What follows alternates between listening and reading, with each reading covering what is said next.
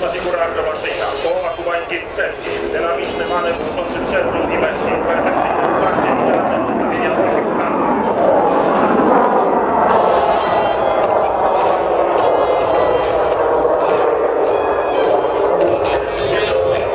Z lewej strony Falcon Ten, elastyczny, ciasny skręt, natychmiastowo zmieniony kierunek gotowy do walki.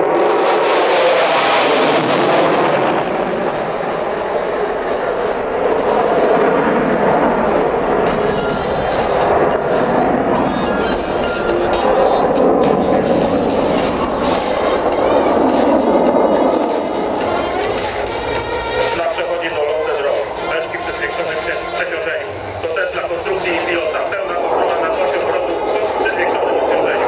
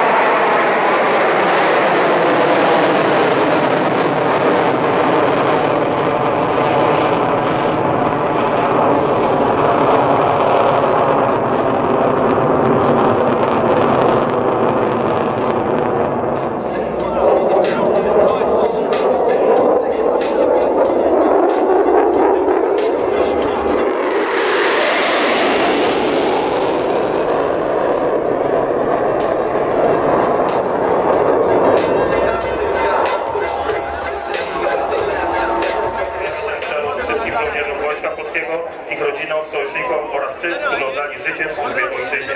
Cześć i chwała bohaterom!